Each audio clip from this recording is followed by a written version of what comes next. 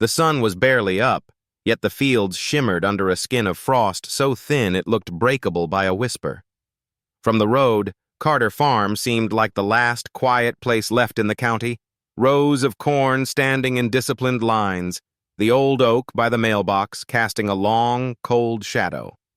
Inside the kitchen, the smell of black coffee curled around the low murmur of a weather report, a rhythm as steady as the seasons.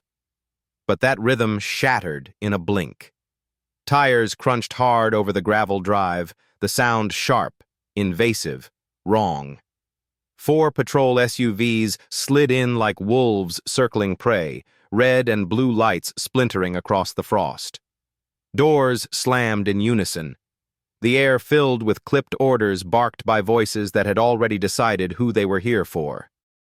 From the window, Ezekiel Carter, broad-shouldered, calm-eyed, watched without moving, his coffee cooling in his hand.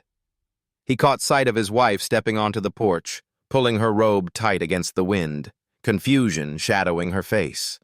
A child's laughter, cut short, hung in the air like it had nowhere else to go. Out in the yard, uniformed men fanned out, boots crushing the brittle grass, hands resting too easily on their sidearms. This wasn't a neighborly check-in. This was something heavier. The lead officer strode forward with a paper in hand and a look that didn't need one. He spoke of a search warrant, but his tone carried the weight of an accusation already tried and sentenced. His eyes skipped over the weathered barn, the silo, the feed bins, like he was searching for a headline, not the truth. The kind that reads illegal weapons cache discovered on rural property. The kind that made careers in the right political season. Ezekiel set down his mug with the same care he'd once used to set down explosives no one was supposed to find. His gaze was steady, giving away nothing, yet somewhere in the quiet between his breaths, the air shifted. Not in the way civilians notice, but in the way trained men feel before the breach, when every angle, every exit, every mistake is already mapped in their head. One of the younger officers made a show of looking past him into the kitchen, eyes lingering a beat too long on the family photos on the wall. He smirked like he'd seen something worth mocking. Ezekiel didn't move. Not yet. The wind caught the edge of the search warrant and rattled it like a warning. Somewhere beyond the barns, crows scattered into the pale sky, their calls sharp enough to cut through the static hum of the cruiser radios. And still, no one here understood that the man they were about to put their hands on was the same man who had led America's deadliest special operations missions that never made the news, but rewrote the kind of history no one dared print. The gravel crackled under their boots as the officers spread across the property like they were sweeping a battlefield. They didn't walk so much as stake claims, their eyes scanning not for truth, but for proof of a story they'd already decided to tell. Ezekiel Carter stood on the porch, a silhouette against the warm glow of the kitchen behind him, his wife just inside, her hand still on the edge of the door frame like she was holding back the morning itself. The frost in the yard had begun to melt where the patrol lights hit it, the steam rising in thin threads, ghost-like in the cold air. Zeke's life had slowed to this, fields, seasons, early mornings, by choice. The quiet here wasn't the absence of noise, it was the absence of orders, the absence of war. After decades serving in America's most covert special operations units, he had traded desert heat for Midwest winters, the smell of oil and cordite for the scent of tilled earth. The land wasn't just home, it was history. Bought with every dollar he'd earned in silence, every mission he couldn't talk about, every friend he'd buried under a flag. But to the officers pacing his yard, it was just acreage belonging to a black man who, in their minds, must have gotten it some other way. The lead officer's voice carried that quiet arrogance of authority unchecked. He asked questions like he already knew the answers, each one sharpened to sound casual but cut deep. "You keep any firearms on the property, Mr. Carter?" The tone wasn't curiosity, it was bait. Zeke's answer was even, measured, a tone honed in interrogation rooms and hostile villages alike. All legal, all registered. It didn't matter. The words were absorbed and discarded, replaced by the narrative they wanted. The children had gathered near the kitchen doorway, peeking out. His youngest, Eli, was clutching the family's worn Bible, not because he understood the situation, but because, somewhere in his child's mind, it felt like a shield. His eldest daughter's jaw was set in a way that mirrored her father's. No fear on the surface, but every muscle aware of the danger. Zeke gave them a nod, the smallest signal to step back. He could handle this. He'd handled worse. One of the younger officers circled toward the barn, his boots leaving deep impressions in the frost. The others followed in staggered arcs, scanning the ground, the porch, even the chicken coop as though a weapons cache might be hidden under straw. A neighbor, drawn by the flashing lights, stood at the property line with a phone in hand, recording every movement, ready to feed it to the town's gossip network before the truth had a chance to breathe. In a place where suspicious activity was code for existing while not looking like us, the optics of this moment were dangerous. Zeke knew the drill. He could see the rhythm of their movements, the way their eyes flicked between each other, the subtle cues they gave without speaking. These weren't soldiers, but they were running a playbook: contain, control, search, escalate if necessary. And from the way the sergeant's hand rested on his holster, necessary could mean whatever suited him in the moment. Inside, the radio from the kitchen still murmured about the weather, but out here the real forecast was shifting. Zeke had felt this kind of pressure before, the kind that told you a storm wasn't coming. It was already here. Every second, the gap between what they thought they were doing and what they were actually provoking grew smaller. He'd been trained to watch for that moment when a mission tips, when a negotiation turns into a firefight. This was not combat, but it carried the same scent. The lead officer stepped closer, holding the warrant just low enough that it wasn't about showing it. It was about the motion itself, the implied control. "We'll be taking a look around. I suggest you stay right here." Zeke didn't nod, didn't argue. His stillness was its own kind of resistance. He knew better than to give them what they could twist into non-compliance. But inside that calm, his mind was moving, cataloging everything: badge numbers, positions, the license plates of unmarked cars parked just beyond the driveway. Somewhere near the tree line, a crow cawed once and fell silent. It was the kind of silence that told him the perimeter wasn't just local law enforcement anymore. Someone else was watching, someone who hadn't announced themselves. Zeke's breathing stayed slow, but his pulse was now measuring possibilities. They wanted to find something, and if they couldn't, they'd make sure they did. He had seen it before, in far-off provinces under foreign flags, in places where men with power planted evidence to justify their next move. He never expected to see it in his own front yard. The barn door groaned as one of the officers shoved it open without so much as a glance at Zeke. Dust floated in the thin shafts of light cutting through the wood slats, the air heavy with the smell of hay and machine oil. They moved with a certain swagger, boots thudding across the worn planks, their voices low but laced with that restless edge of men looking for something they hoped would confirm their bias. A rusted tractor sat under a tarp in the corner, beside neatly stacked feed bags. A workbench lined with labeled jars and tools spoke to years of honest labor. But to their eyes, it was a puzzle they were determined to twist into a threat. Outside, the lead officer stayed close, occasionally glancing toward the house where Mrs. Carter stood, framed by the screen door, her hands now buried in the pockets of her robe like she was holding herself together. One officer approached her, asking sharp questions that had nothing to do with the warrant: where they bought their seed, who came by the farm, whether she'd noticed unusual deliveries. It wasn't about answers. It was about pressure.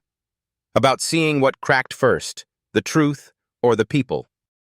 Zeke watched it all with that same stillness, the kind born not of passivity, but of deep control. He noted how the younger cop at the barn kept tugging at his vest, a tell of someone not used to the weight or the authority it implied. He clocked the one who lingered too long near the shed, likely deciding if he could pry it open without cause. Every small movement fed into the pattern forming in Zeke's head. They weren't here to verify a report. They were here to build one. The family dog, a shepherd mix named Brutus, barked from the fenced pen near the coop, sensing the disruption. Two kids from down the road had wandered over, drawn by the lights and noise, their eyes wide. One of them whispered to the other, pointing toward Zeke as if this was the day the stories about the Carter place were finally coming true. Rumors in small towns had a way of growing legs. If today went the way these officers seemed to want, the damage would outlast the truth. An officer emerged from the barn holding a long, black case. He carried it like it was already evidence, his voice pitched just high enough to carry. "What do we have here?" The lid popped open to reveal a precision hunting rifle, legally owned, registered, and stored according to state law. Zeke's jaw tightened, not because of what they'd found, but because of how they'd choose to frame it. "Military grade," one of them muttered, knowing full well it wasn't. The words weren't for the report. They were for the body cams and the narrative those clips could spin. The lead officer turned to Zeke with a look that was part triumph, part warning. "You didn't mention this."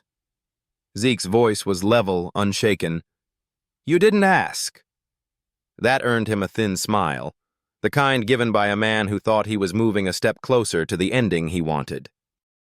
Inside the house, Eli pressed his face to the window pane, his small hand leaving fog on the glass. His sister, Mariah, pulled him back, whispering that they should stay out of sight.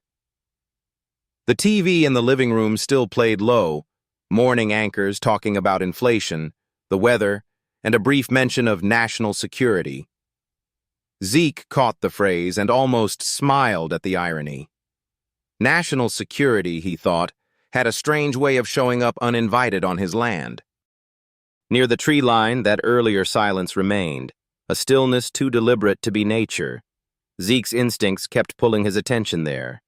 It wasn't paranoia. Years of high-risk operations had taught him to read the ground the way some men read books. The space between shadows, the faint rhythm of boots not on gravel, but on earth. Someone was there, and whoever it was, they were letting this play out. The officer at the shed finally decided to test his luck. He jimmied the latch and swung it open, revealing shelves lined with canning jars, seed packets, and a locked metal trunk. He tapped it with his boot. "What's in here?" Zeke kept his tone cool. "Old tools. Rusty ones. Won't help you much." The officer glanced at his sergeant, who gave a nod that said, "Open it." Zeke's eyes didn't leave them, but his mind was already 2 steps ahead. He knew the lock would buy him a few seconds, enough to read the room, enough to decide whether to stop this now or let it burn just a little longer. By the mailbox, another cruiser had arrived. A latecomer officer stepped out, scanning the yard with an expression that didn't match the others. His gaze lingered on Zeke longer than most, something like recognition flickering before he masked it. He walked more slowly, his hand nowhere near his sidearm. That was the first subtle shift in the morning's tempo, and Zeke caught it. He always caught it.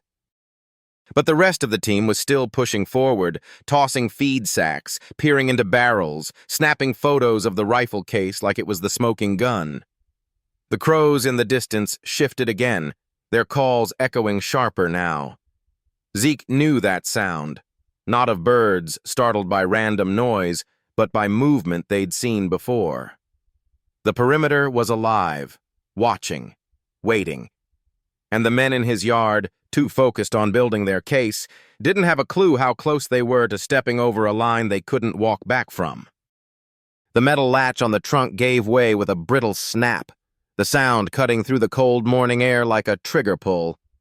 Every head seemed to turn toward that shed at once, officers closing in as if the lock itself had confessed to a crime.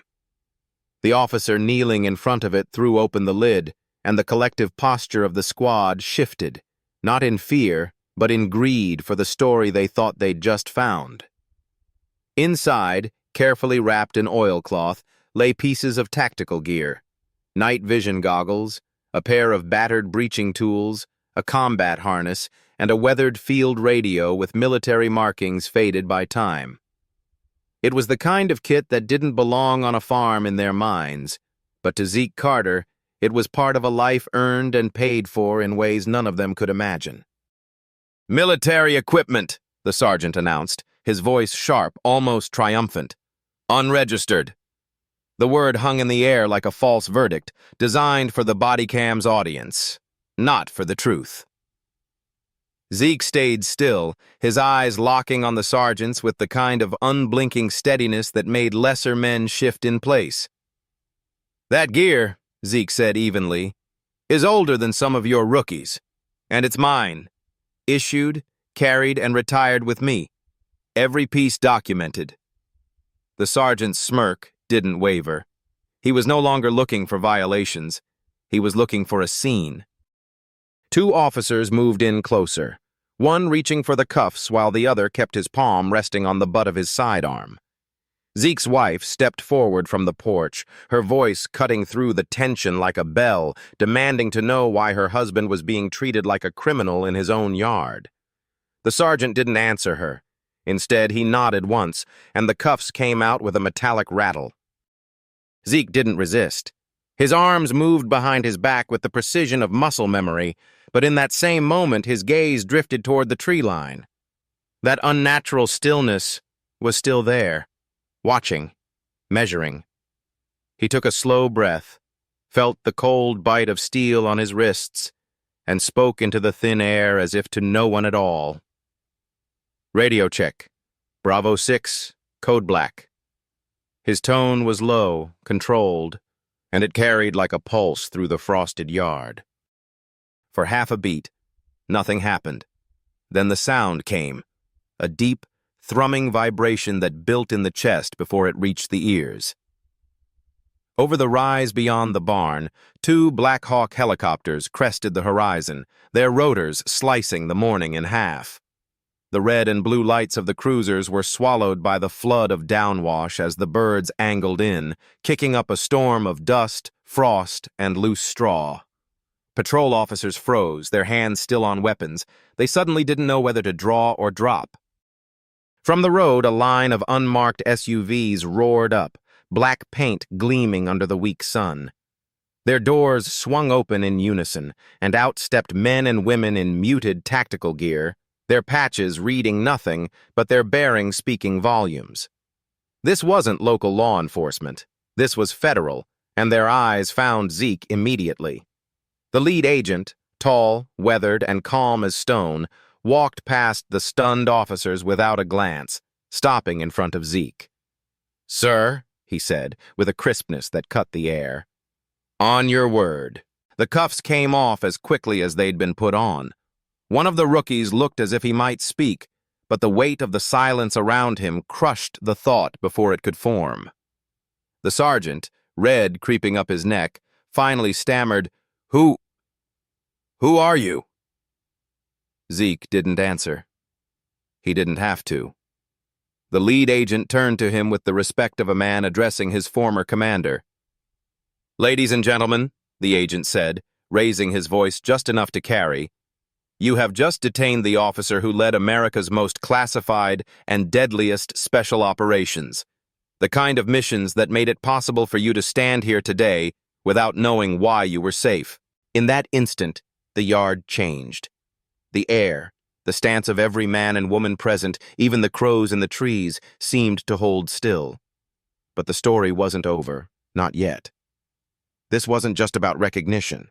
It was about the truth coming out in a place that had been ready to swallow it whole. The sergeant's face hardened, his jaw locking in the kind of way that told Zeke he was already calculating how to rewrite what just happened. But the calculus changed when one of the federal agents stepped forward, a woman with a clipped tone and a case folder in hand. She didn't address the sergeant directly. She spoke to the entire scene, her voice carrying over the churn of rotor blades still hovering low. "Every second of this interaction," she said, "has been recorded. Body cam footage, patrol dash cams, bystander phones, and now federal oversight. We know why you were here. We know who sent you, and we know what you were hoping to find." The officers shifted uneasily. One rookie's eyes darted toward the unmarked SUVs like he was silently asking if he could just melt into the asphalt. Zeke stood motionless, watching, not gloating, not smiling, just taking in the way the narrative they'd been building collapsed under its own weight. The sergeant tried to recover, stepping forward with the warrant in hand, but the lead agent intercepted him, taking the paper without asking. He scanned it once, then tore it cleanly in half, letting the pieces fall into the frost. "This," the agent said, "isn't worth the paper it's printed on." Zeke's wife moved to his side, her robe catching the downwash from the helicopters. She didn't touch him, but the nearness said enough. This was her ground, too, and she'd stood on it through every second of the intrusion. The children had come out onto the porch now, wide-eyed but unafraid, watching their father in the center of a yard no longer owned by the men who'd swarmed it. The sergeant's voice broke the moment, low and tense.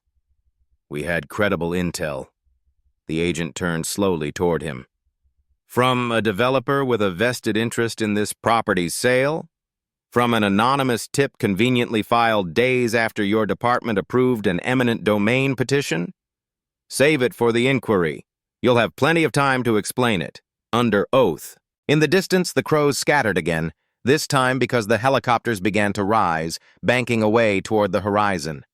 The sound of their rotors faded, leaving behind a stillness so deep it made the earlier chaos feel almost unreal.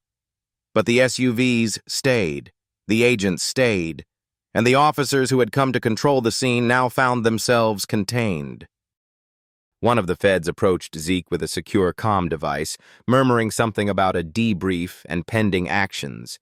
Zeke gave a single nod, his eyes never leaving the sergeant. It wasn't revenge in his gaze, it was something sharper, cleaner.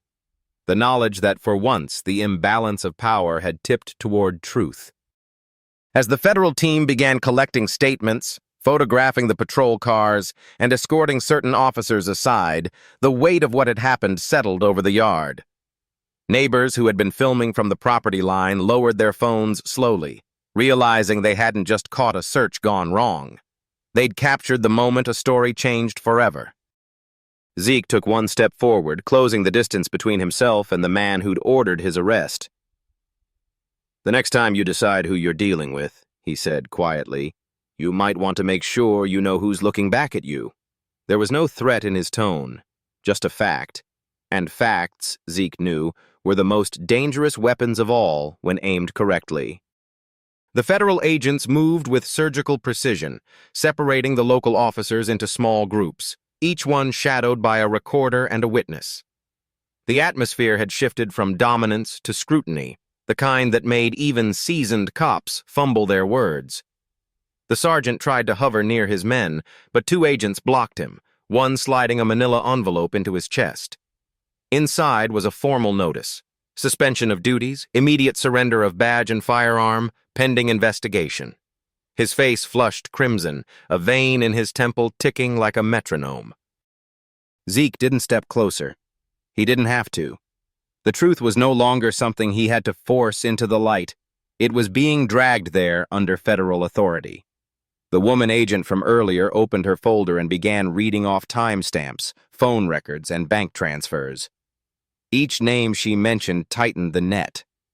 It wasn't just about the search warrant anymore. It was about exposing an entire chain of corruption that reached beyond the county line. The credible intel the sergeant had spoken of was traced back to a developer who had been trying for years to acquire Carter Farm, prime, fertile land that stood in the way of a lucrative infrastructure project. Mrs. Carter listened in silence, her eyes steady on the agents, but Zeke caught the subtle shift in her breathing, the slow release of tension she'd been holding since the first cruiser rolled up. Their children sat on the porch steps now, close enough to hear fragments of conversation, their young minds trying to piece together why strangers with guns had stormed their home and why strangers with quieter eyes were now dismantling them. One federal SUV's back door opened, and out stepped a man in a dark overcoat, older, with a presence that drew attention without raising his voice. He crossed the yard to Zeke, extended a hand, and the two shook in a way that said more than words could carry. "We've got everything we need," the man said. "But we're not just clearing your name, Zeke. We're going to make sure they can't do this to anyone else." The words were plain, but they carried the weight of an unspoken promise: systemic change. The sergeant, still holding the suspension notice, made one last attempt at control. "You think you can just come into my county?" He didn't finish. The overcoat man turned to him, his voice cool, measured. "Your county is part of this country, and when you target a decorated combat veteran and his family based on fabricated evidence, you answer to more than your county. You answer to the Department of Justice." Several officers' shoulders slumped. One rookie looked like he might be sick. The federal team began escorting the most complicit members toward their vehicles, a camera crew from a local affiliate appearing at the end of the driveway, drawn by the helicopters and the sudden parade of black SUVs. They were too late to see the worst of it, but just in time to catch the part that would run on every evening broadcast: the badge removals, the tight-lipped departures, and the sight of Zeke Carter standing free in the center of his land. And yet, beneath the surface of that victory was the deeper turn, the one no one here had expected, the one about to make this morning's events a national conversation. Because in less than 48 hours, footage from the patrol body cams, the neighbor's phone, and the aerial view from the Blackhawks would be synchronized, analyzed, and released. And when that happened, the story wouldn't just be about one man's wrongful targeting. It would be about a pattern, a culture, and a reckoning long overdue. By the next morning, Carter Farm was no longer just a stretch of land in the Midwest. It was the headline on every major network. News anchors spoke his name with the practiced cadence of people trying to balance outrage and reverence. Ezekiel Carter, decorated veteran, former leader of America's Deadliest Special Operations Unit, wrongfully targeted in a police raid. Clips from the body cam footage ran on loop, officers searching the barn, unwrapping his old gear, the moment they locked cuffs on him, and then the black sky tearing open with the arrival of the Blackhawks. The internet had claimed it as its own. Hashtags trended, veteran advocacy groups issued statements, and civil rights attorneys offered pro bono support not because Zeke needed it, but because they knew this case could set a precedent. Back on the farm, the frost was gone and the fields were soft under the sun. Zeke sat on the porch with a mug of coffee, in the same seat where he'd watched the cruisers arrive less than 24 hours earlier. But now, the road was quiet except for the occasional car slowing to see the man whose calm had brought a storm down on corruption. His wife moved between the porch and the kitchen, humming softly as she packed lunches for the kids. Their laughter drifted from the yard, clean and easy in a way it hadn't been the day before. He hadn't wanted any of this attention. The missions he'd led overseas had taught him the value of invisibility, that the most effective victories were the ones no one ever heard about. But this was different. Here, in the country he'd risked his life to protect, staying invisible would have meant letting the people who came for his family try again. Maybe not here. Maybe to someone else without the means or the training to push back. Silence, he knew, could be as dangerous as any weapon in the wrong hands. So when the call came from Washington, a request for him to testify before a joint committee on civil rights and law enforcement accountability, he didn't hesitate. "I'll come," he told them, "but I'm not coming to talk about me. I'm coming to talk about the next family that doesn't have helicopters in their corner." His voice carried the same steady control it had in the yard, but now there was something more, a decision to turn what happened into something larger than a single headline. That afternoon, a group of neighborhood kids showed up at the gate, some on bikes, others walking, all shy until the oldest one asked if Zeke would show them how to stand like you did. He smiled, invited them in, and began a slow, deliberate lesson, not in combat, but in awareness. "You don't have to fight every battle," he told them, "but you do have to see it coming." They listened, wide-eyed, hanging on his words like they were secrets from a book no one else could read. As the sun dipped low, the farm was bathed in a warm amber light. Zeke walked the fence line with his son, the rows of corn casting long shadows. In the distance, a hawk circled, slow and sure, scanning the ground with patience learned over time. "See that?" Zeke asked quietly. "Don't rush, doesn't flinch, just waits, watches, and when it's time, moves." His son nodded, eyes on the sky. Somewhere far off, the world was still loud with politics, press conferences, and sound bites. But here, in this small piece of America, the lesson had already taken root. Strength wasn't in the noise, it was in knowing when to stand, when to speak, and when to let the truth do its work. And as Zeke turned toward the house, the last light catching the edge of his worn jacket, it was clear this wasn't the end of his story. It was the beginning of someone else's.